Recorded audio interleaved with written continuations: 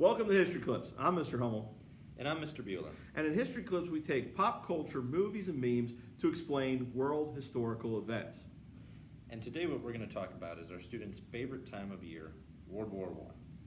Now, what you're going to find out at the end of this video is that there is no one single event that causes World War I, but rather a combination of many different factors that all work together to create the perfect storm that was World War I. First one we have is political intrigue. We also have some family rivalry, New military hardware, some siblings that don't like each other, and a drive-by shooting. Now, the first one we're going to talk about, though, of the many isms, as we call it, is nationalism, which is extreme patriotism, a belief that your nation is the best, no one is better, and that you should rule the world. I'm from Buenos Aires, and I say kill them all! Yeah! Yeah! The next isms we group into three. We have imperialism, colonialism, and expansionism. And what that is pretty much the mindset that your country's better and you're going to take over other people's or other places and use their resources for your own.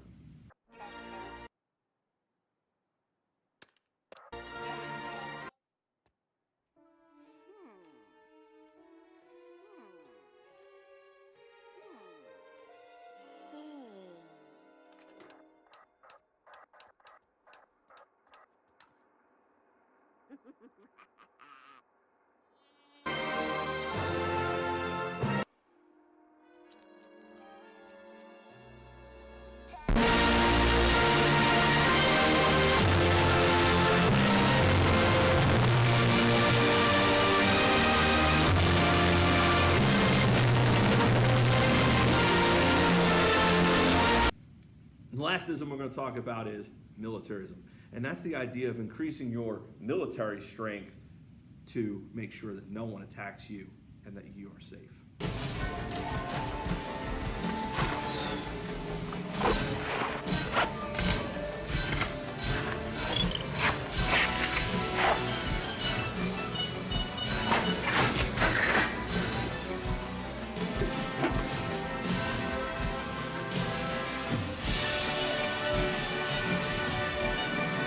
Another factor that is going to cause war to break out in Europe is many of the great European powers had gotten into these alliances with many other nations. On one side, you had the Triple Entente, made up of Great Britain, France, and Russia.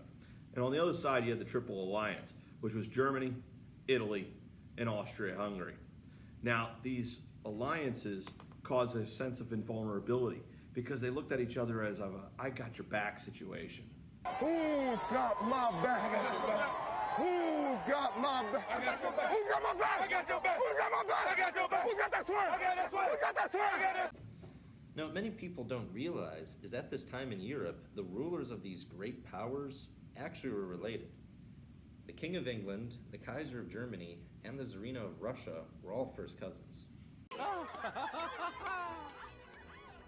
That girl was hot. She's my cousin. She is? Yes, we're all cousins.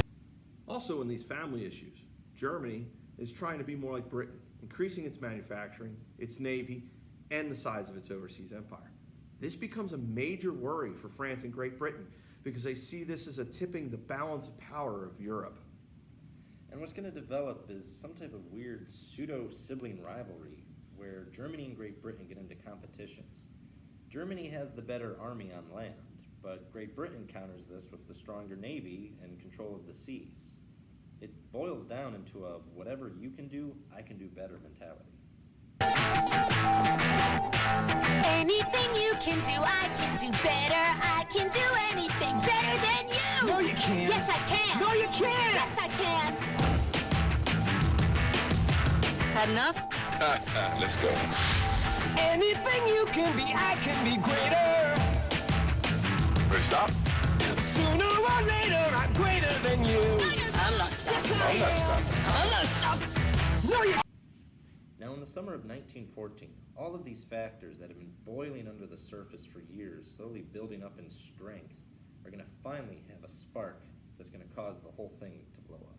And that spark happens on June 28th, 1914, with the assassination of Archduke Franz Ferdinand. At first, during a parade, they actually tried to bomb his car, and they missed.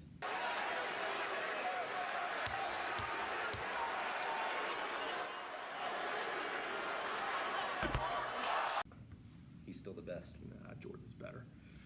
Now, what happens though in this parade is Archduke Franz Ferdinand's car makes a wrong turn, goes down a side street, and by happenstance is Gavril Princip with a pistol, and he opens fire and kills both the Archduke and his wife.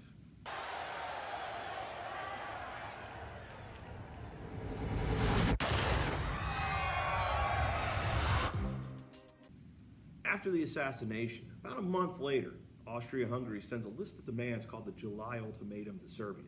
And Serbia needs to make a choice. Do they follow through on the ultimatum, or do they go to war? Make your choice, Spider-Man.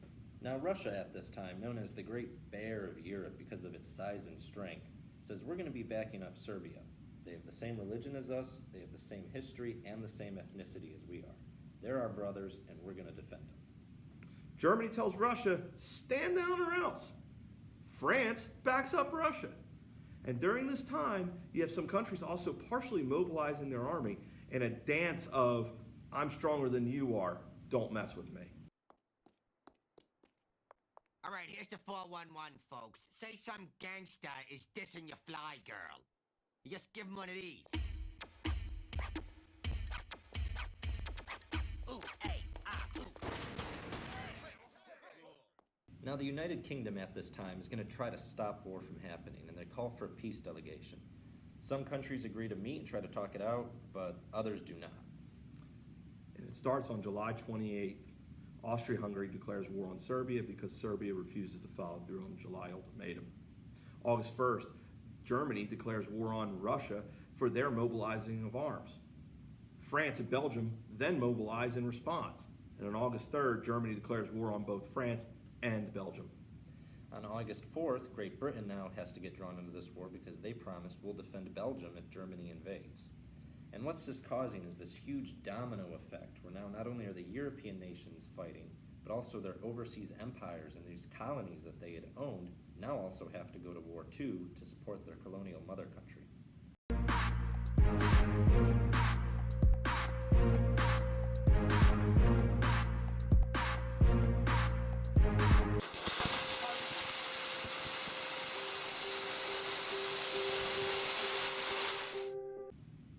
In the end, World War I is going to lead to the end of the destruction of 4 of the world's great empires. The German, Austro-Hungarian, Russian, and the Turkish Ottoman empires were just done. Casualties for this war are staggering. Europe isn't used to these numbers. We're talking around 37 million dead and wounded, and that's including soldiers and civilians who just got caught in the crossfire and weren't even fighting. Germany really doesn't lose this war. No one really entered their territory. And the people started to feel like they were betrayed by their own government because they were told the whole time they're winning. In the end, because of this betrayal, a bigger, more destructive war is coming in 20 years.